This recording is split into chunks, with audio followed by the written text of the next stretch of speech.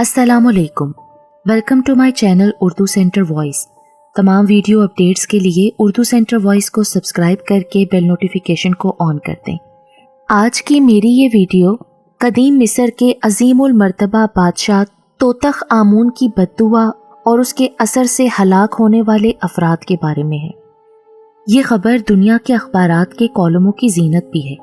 ये ऐसी खबर है कि इस सदी के साइंसी दौर में जदीद इंसान के जहन को झंझोर डालने का पूरा सामान अपने दामन में लिए हुए है।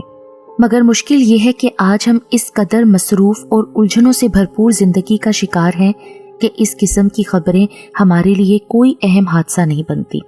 इन खबरों को हादसा बनने के लिए इस पूरे पस मंज़र की ज़रूरत है जिससे हम बेखबर हैं। इस पस मंज़र से बाखबर होने की कोशिश भी करें तो वहाँ तक पहुँचने के ज़रिए हमारे पास कहाँ हैं। इन ज़राए का मुहैया करना अगरचे कोई नामुमकिन सी बात नहीं है, लेकिन इतना वक्त किसके पास है कि इस धुन में मारा मारा फिरे। खबर क्या थी आप भी जानिए। काहिरा PPI AFP मिस्र के महकमे आसारे कदीमा के डायरेक्टर जनरल मिस्टर जमाल महरीज दिमाग की शरेयान फट जाने के बाइस अचानक जाँ बहक हो गए। वो तोतख आमून के मकबरे की अशिया नुमाइश के लिए लंदन ले जा रहे थे। याद रहे कि इस मकबरे को 50 साल कबल दरियाफ्त किया गया था और इसके अंदर से बेइंतहा बेशकीमत और नादिर अशिया का वसी ज़ख़ीरा बरामद हुआ था जो काहिरा के कौमी अजाइब घर में महफूज है। अब इस ज़ख़ीरे की नुमाइश का एहतमाम लंदन में किया गया था, मगर मिस्टर जमाल महरीज की अचानक मौत के बाइस फ़िलहाल इस ख्याल को तर्क कर देना पड़ा। बज़ाहिर इस खबर में कोई बात गैर मामूली मालूम नहीं होती, माँ सिवाय इसके कि एक इंतहाई अहम ज़ख़ीरा नवादरात की नुमाइश से लंदन महरूम रह गया, या ये कि मिस्र के महकमा आसारे कदीमा के डायरेक्टर जनरल जो यकीनन अपने मुल्क की अहम शख्सियत थे अचानक वफ़ात पा गए हैं।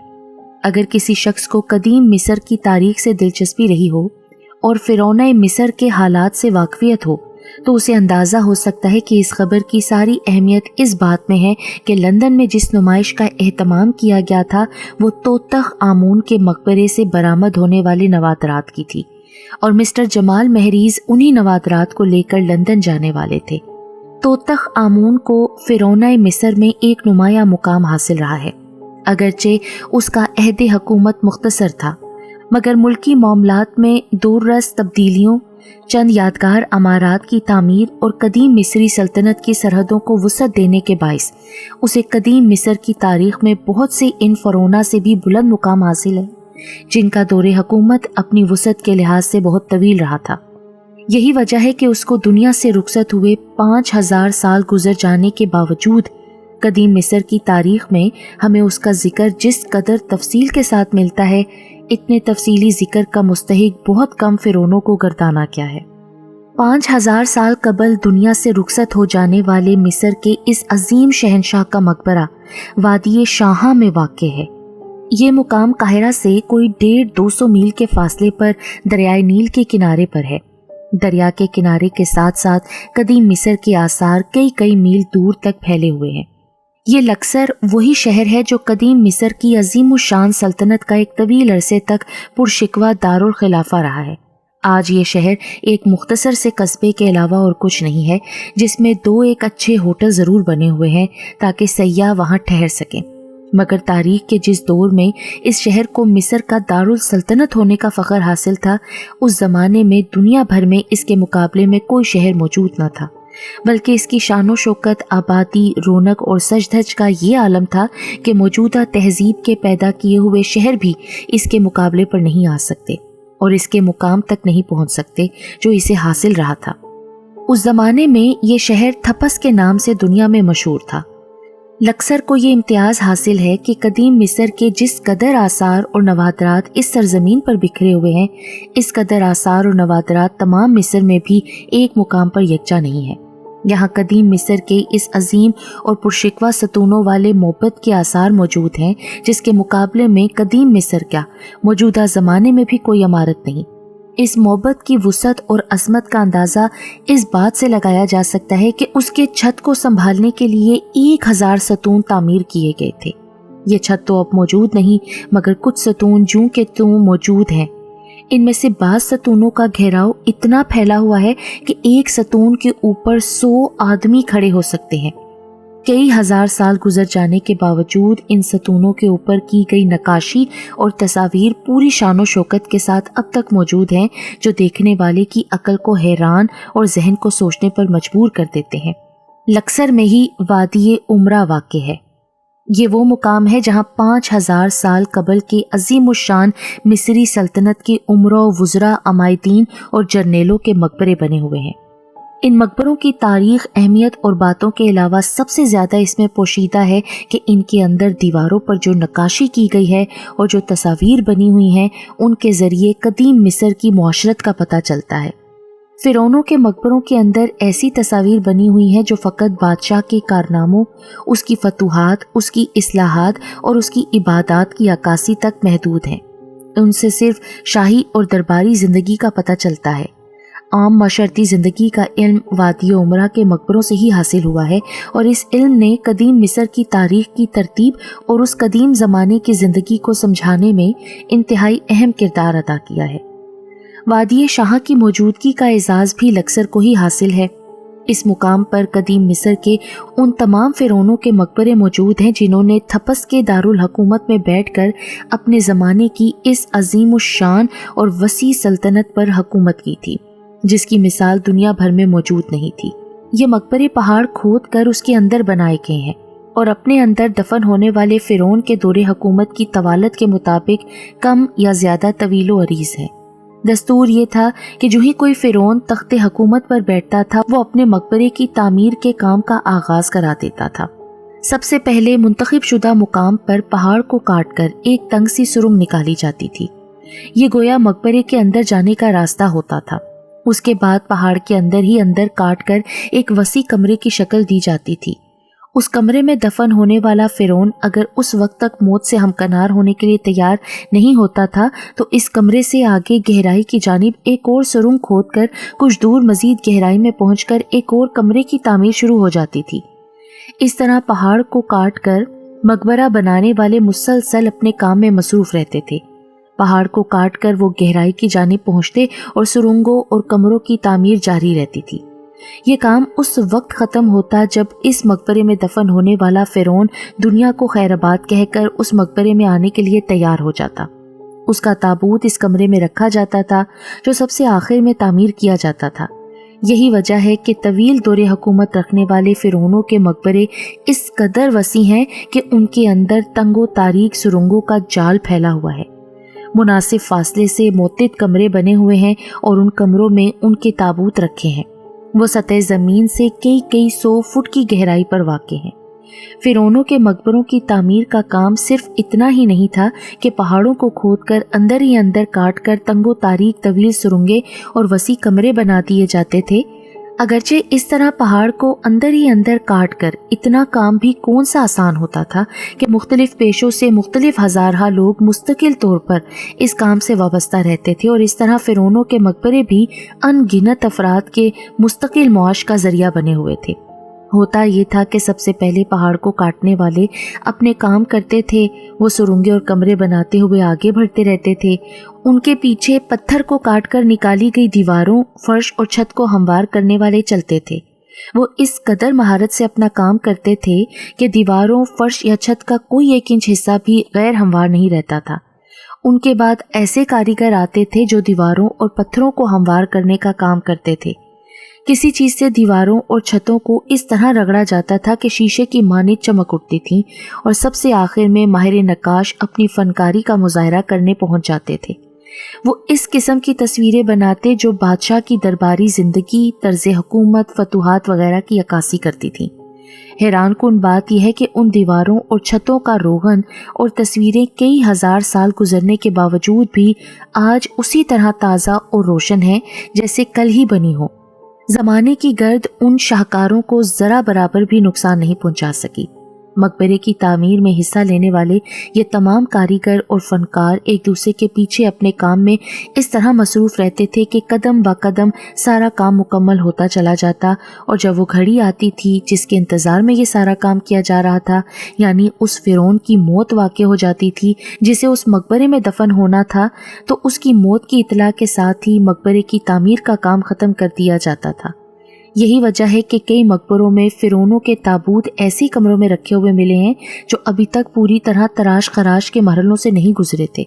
हालांकि उन्हीं मकबरों के दूसरे हिस्से हर तरह से मुकम्मल हैं, लेकिन फ़िरौन का ताबूत हमेशा उस कमरे में रखा जाता था जो मकबरे के सबसे आखिरी हिस्से में होता था, ख्वाह उसकी तामीर पूरी तरह मुकम्मल हुई हो या ना हुई हो। फ़िरौन को दफन करने के लिए भी मिस्र कदीम में इस कदर एहतमाम किया जाता था जैसा कि उसकी तख्त नशीनी के वक्त किया जाता होगा। उसकी लाश हनूत करके इस तरह महफूज कर दी जाती थी कि कई हज़ार साल गुजर जाने के बाद भी ये लाशें उन मकबरों से बिल्कुल महफूज हालत में मिली हैं। ये फ़न कदीम मिस्र के साथ ख़ुसूसी तौर पर वाबस्ता था। दुनिया के और किसी मुल्क में किसी भी ज़माने में इस फ़न का सुराग नहीं मिलता कि वो लाशों को हनूत करके महफूज कर सकते हों। लाश को उसके मदफन के कमरे में एक बड़े से पत्थर के बने हुए ताबूत में रख दिया जाता था, और उसके साथ ही वो तमाम बेशकीमत अशिया और ज़रो जवाहिर भी रख दिए जाते थे जो बादशाह के इस्तेमाल में रहे थे। कदीम मिस्रियों का ख्याल था कि मौत के बाद में फिर बादशाह को अपने इस्तेमाल की इन तमाम चीज़ों की ज़रूरत पड़ेगी। इस अकीदे का नतीजा ये था कि फ़िरौनाए मिस्र के तमाम मकबरे अपनी अपनी जगह बेशबहा ज़रो जवाहिरात और अनमोल नवादरात का ख़जाना बनकर रह गए थे। उन मकबरों के अंदर छुपे हुए बेशकीमत और बेबहा ख़जाने थे जिन्होंने हर तरह के लोगों को उनके अंदर तक पहुँचने और लूट खसूट करने की दावत दी। इस कोशिश में उन तारीक और गहरे मकबरों के अंदर पहुँचकर बहुत से लोगों को अपनी जान से हाथ धोना पड़े और फिर वो दोबारा उन मकबरों से बाहर ना निकल सके। लेकिन दौलत और नवादरात के हसूल का लालच ऐसी चीज़ था कि इस किस्म के हादसात कोई रुकावट न बन सके। मुहिमजू लोग बराबर किसी न किसी तरह उन मकबरों के अंदर पहुंचने की कोशिश करते रहे। इस कोशिश में जो खुशकिस्मत कामयाब हो गया और नवादरात में से कोई एक चीज़ भी उसके हाथ लग गई तो उसने अपने आप को दुनिया का खुशकिस्मत तरीन शख्स तस्वुर किया। 19वीं सदी के वस्त में जब सयाहों, ख़ास तौर पर अंग्रेज़ सयाहों के काफ़िले नवादरात की तलाश में मिस्र पहुंचना शुरू हुए तो उनकी लूट मार तशवीशनाक हद तक पहुंच गई, तो हुकूमत मिस्र को 1850 में एक कानून बनाना पड़ा। उस कानून के ज़रिए आसारे कदीमा में से दस्तयाब होने वाली हर चीज़ को हुकूमत मिस्र की मलकियत करार दिया गया और बिला इजाज़त ऐसी किसी भी चीज़ को कब्ज़े में रखना काबिल जुर्म करार पाया। इस कानून के निफाज के बाद आसारे कदीमा का महकमा बाकायदा तौर पर कायम हुआ। नवादरात की हिफाजत का इंतज़ाम किया गया। आसारे कदीमा की खुदाई के लिए हुकूमत की पेशगी इजाज़त ज़रूरी करार पाई। नवादरात को बाहिफाजत रखने के लिए अजायब घर कायम किया गया और तमाम काम में किसी हद तक बाकायदगी पैदा हो गई। इस कानून के निफाज के बाद ही यह मुमकिन हो सका कि अब काहिरा का अजायब घर अपने ज़ख़ीरे नवादरात के लिहाज से दुनिया का सबसे अजीम अजायब घर शुमार होता है। इस अजायब घर में 2-3 फ़िरौनों के ख़जाने मुकम्मल हालत में मौजूद हैं। उनमें से एक एक ख़जाना इस कदर कीमती है कि शायद दुनिया का कोई अमीर तरीन मुल्क भी उनकी पूरी कीमत अदा नहीं कर सकता। आसारे कदीमा के कानून के निफाज के बाद इंग्लिस्तान के आसारे कदीमा से दिलचस्पी रखने वाले असहाब ने बाकायदा मुहिमों की शक्ल में मिस्र जाना और वहाँ की हुकूमत की इजाज़त से आसारे कदीमा की खुदाई और दरियाफ्त का काम शुरू कर दिया।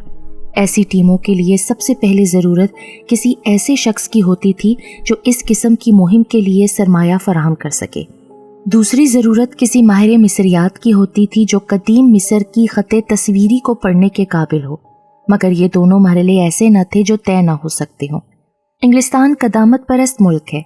वहाँ ऐसे अफराद बड़ी तादाद में मौजूद थे जो नवादरात के हसूल की खातिर पैसा खर्च करने पर फ़ौरन तैयार हो जाते थे। ख़ते तस्वीरी, जिसे बैरे गल्फ़ी भी कहा जाता है, इसे पढ़ने वाले बहुत से माहिरीन पैदा हो गए थे। क्योंकि इंग्लिस्तान का मिस्र के साथ ताल्लुक़ काफ़ी अरसे का था, बल्कि इंग्लिस्तान की बाज़ दरसगाहों में तो मिस्रियात के अलहदा शोबे तक कायम हो गए थे, जहाँ कदीम मिस्र की तारीख़, ज़ुबान और तहरीर पर तहकीक का काम किया जाता था। مصریات اور مصری نوادرات سے دلچسپی رکھنے والے اس قسم کی مہمیں ہر سال موسم سرما کے آغاز میں انگلستان سے مصر کو جاتی تھیں اور پورے موسم سرما کے دوران آثار قدیمہ کی کھدائی اور نوادرات کے تلاش کے چکر میں مصروف رہتی تھیں۔ فرعونۂ مصر کے اکثر مقبروں کی دریافت ایسی ہی مہموں کی کوشش سے ہو سکی تھی، ورنہ سوائے 2-4 مقبروں کے باقی تمام مقبرے پہاڑ کے اندر اس طرح چھپے ہوئے تھے کہ کسی کو گمان بھی نہیں ہو سکتا تھا کہ پہاڑ کے اندر کسی جگہ کوئی دروازہ یا راستہ موجود ہے۔ غالباً فرعونوں کی تدفین کے بعد ان کے مقبروں کے راستوں کو اس طرح بند کر دیا جاتا تھا کہ پہاڑ کے باہر سے دیکھ کر کسی کو بھی اس راستے کا پتہ نہیں چل سکتا تھا، اور شاید اسی وجہ سے اکثر مقبرے لوگوں کی دست برد سے محفوظ ہو گئے، ورنہ زمانے کے کئی ہزار چکروں کے گزر جانے کے بعد ان کے اندر چھپی ہوئی ایسی دولت جس کا اندازہ لگانا مشکل ہے اور بے بہا نوادرات کا محفوظ رہنا ممکن ہو سکتا تھا، بلکہ نہیں، جبکہ لٹیرے اور ڈاکو ہمیشہ سے برابر ان کی طاق میں لگے رہے ہیں۔ مصریات اور مصری نوادرات سے دلچسپی رکھنے والی مہمیں برس ہا برس تک انگلستان میں تشکیل پاتی رہیں اور ہر سال مصر پہنچ کر آثار قدیمہ کی تلاش میں مقدور بھر حصہ لیتی رہیں۔ اس قسم کی مہم آج سے 60 برس قبل سر برج ٹاوان کی سرکردگی میں مصر میں کی گئی، اور یہ خبر جو فروری 2002 کے پہلے ہفتے میں اخبار میں چھپی ہے، اس کا تعلق اسی مہم سے ہے جو 60 سال قبل ایک خاص مقصد کو سامنے رکھ کر مصر میں کی گئی تھی۔ یوں بھی کہا جا سکتا ہے کہ یہ خبر اس المیے کا ایک دردناک باب ہے جو آج سے 50-60 سال قبل مصریات کی لگن کے باعث شروع ہوا تھا۔ کتنا طویل المیہ ہے یہ بھی، جو پورے 60 سال پر پھیلا ہوا ہے۔ حتمی طور پر ابھی کچھ نہیں کہا جا سکتا کہ یہ المیہ اختتام پذیر کب ہوگا۔ ابھی وہ نوادرات قاہرہ کے عجائب گھر میں موجود ہیں جو اس المیہ کا عنوان ہے۔ خدا جانے ابھی کتنے لوگ ان نوادرات کو چھونے کے شوق میں اپنی جان سے ہاتھ دھو بیٹھیں گے۔ سر برج ٹاوان انگلستان کی ان شخصیات میں سے ایک تھے جنہیں مصریات سے عشق کی حد تک دلچسپی تھی۔ قدیم مصر کی تاریخ کے بارے میں ان کی تحقیق اور جستجو کا اعتراف انگلستان کے تمام سرکردہ علمی حلقوں نے کھلے دل سے کیا ہے۔ مصریات پر اپنی تحقیق اور کارناموں کی بدولت ہی انہیں سر کا خطاب ملا۔ سر برج ٹاوان کو اس بات پر بڑی حیرت ہوئی کہ فرعونۂ مصر میں توتخ آمون کو اس قدر بلند مقام حاصل رہا ہے، لیکن اس کا مقبرہ اب تک دریافت نہ ہو سکا۔ دوسرے دریافت شدہ مقبروں اور کچھ قدیم مصری مخطوطات کے ذریعے اس عظیم فرعون کے شاندار کارناموں کا حال تو کسی حد تک معلوم ہو چکا تھا، مگر یہ بات واقعی حیرت ناک تھی کہ اس کا مقبرہ اب تک نہ ملا، حالانکہ قرائن اور دستور کے مطابق اس کا مقبرہ بھی وادی شاہاں میں موجود ہونا چاہیے تھا، جہاں سے اور بہت سے فرعونۂ مصر کے مقبرے برآمد ہوئے تھے۔ توتخ آمون کے مقبرے کی دریافت اور بھی زیادہ ضروری اس لیے ہو جاتی تھی کہ اس کے دور حکومت کے کارناموں کی تفصیل اس کے مقبرے کی نقاشی اور وہاں محفوظ کیے گئے مخطوطات سے ہی میسر ہو سکتی تھی۔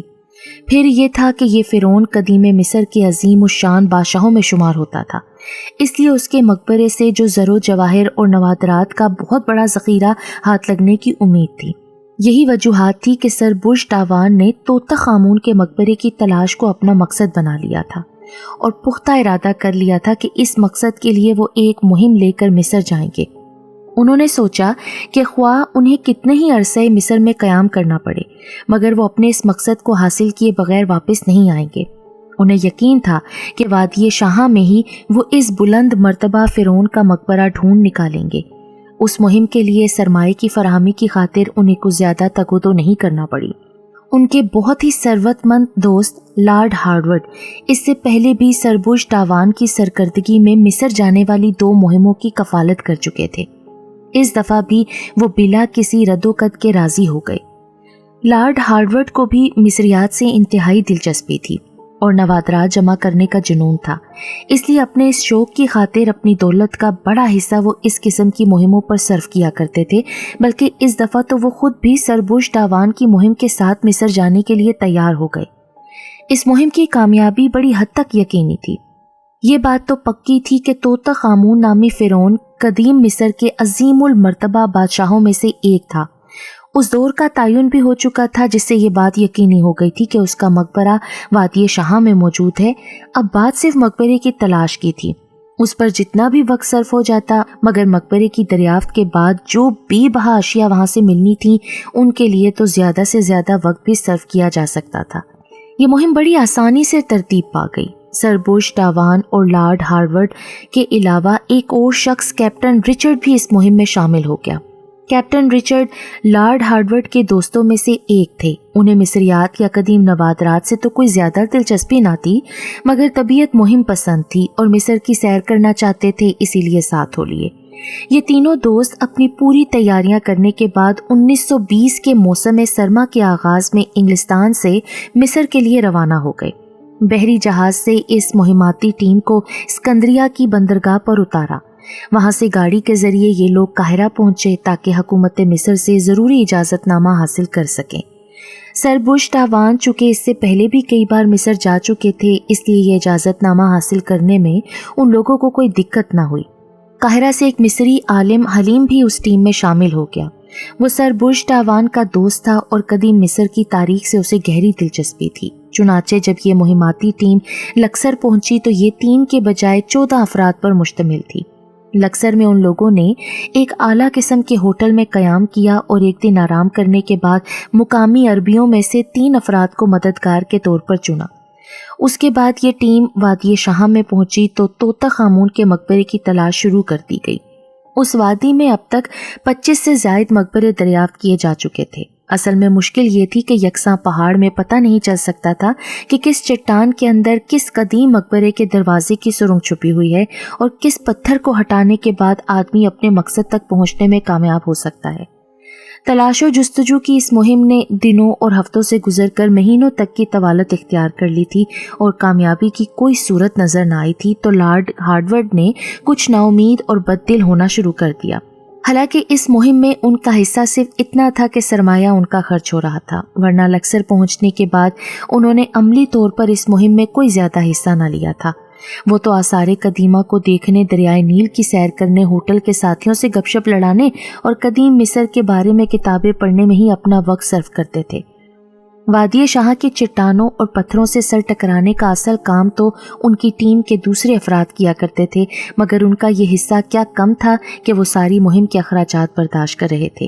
اسی لیے ناکام واپس جانے کو ان کا دل نہیں چاہتا تھا، ورنہ بعض اوقات تو اس مہم کے اتنا لمبا ہو جانے سے وہ تھوڑے دل برداشتہ ہو جاتے تھے کہ ساری مہم سے دستبردار ہو کر واپس چلے جانے کو جی چاہنے لگتا تھا، اور آخر کار ان لوگوں کو مایوس نہیں ہونا پڑا۔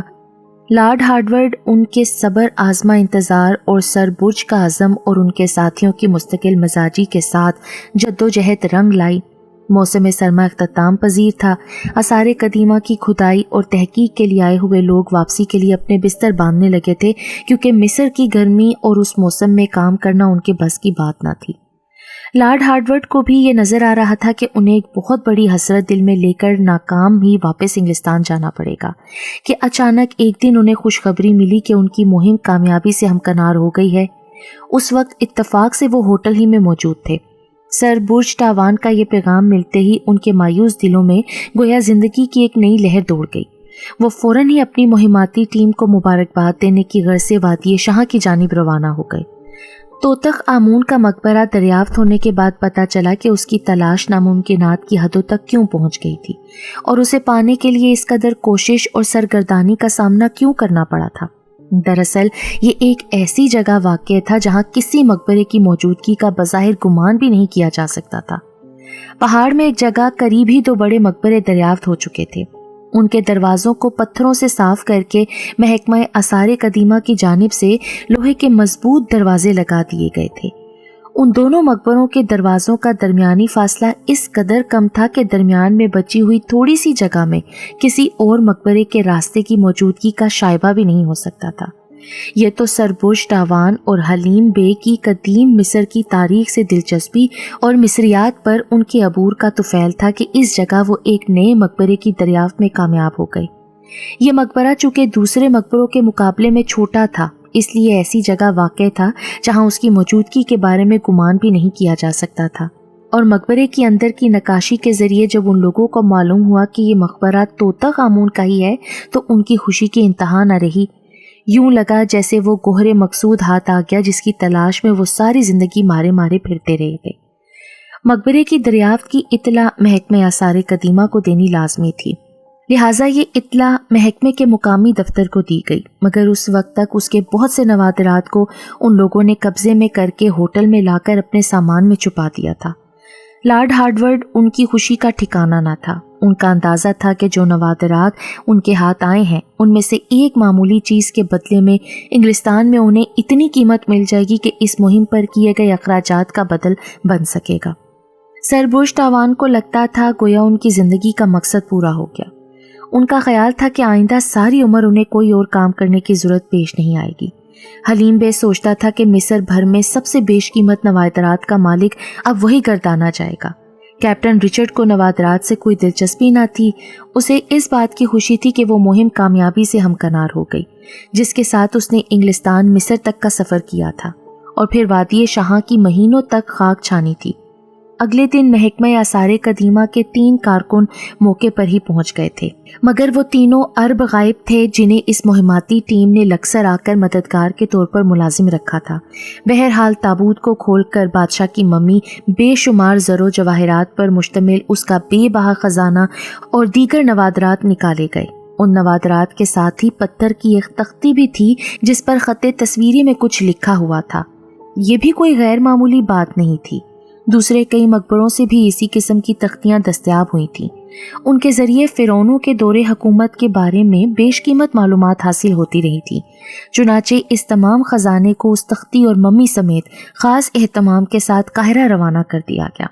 सर बुश टावान की टीम चंद दिन के लिए लक्सर में रुक गई ताकि कई माह की सख्त मेहनत और मुशक्क़त की थकन उतार सके और ताज़ा दम होने के बाद काहिरा रवाना हो सके। उनका ये भी ख्याल था कि इस दौरान में मकबरे से बरामद होने वाली तख्ती को पढ़ा जा चुका होगा। उससे उन्हें बेशकीमत मालूमात कदीम मिस्र के बारे में हासिल होंगी। इसके बाद वो हुकूमत मिस्र से नवादरात में से अपना हिस्सा वसूल करके इंग्लिस्तान वापस जा सकेंगे।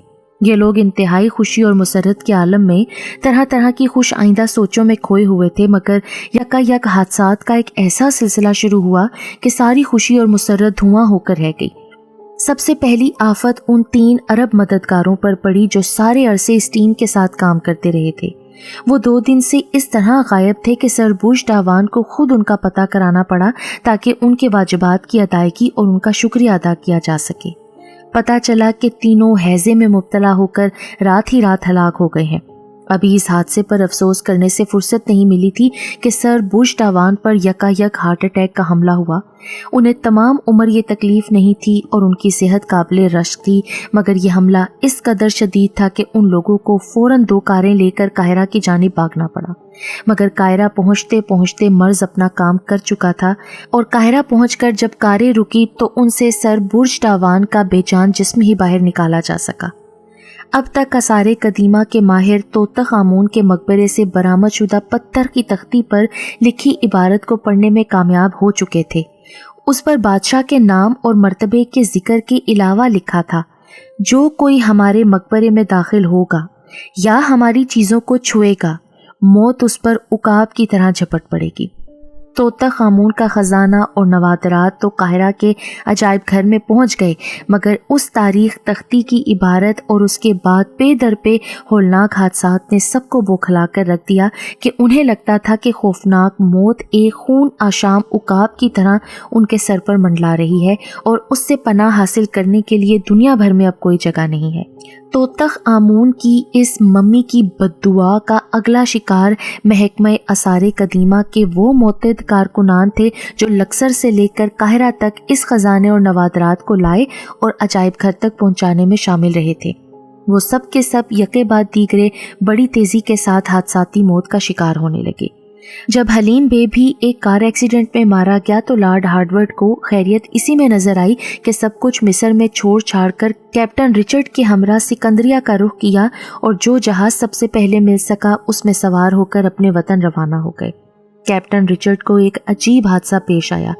एक दिन वो और लॉर्ड हार्वर्ड जहाज के अर्शे के जंगले के साथ खड़े समंदर का नज़ारा कर रहे थे कि अचानक कैप्टन बेहोश होकर जंगले के ऊपर गिर पड़ा।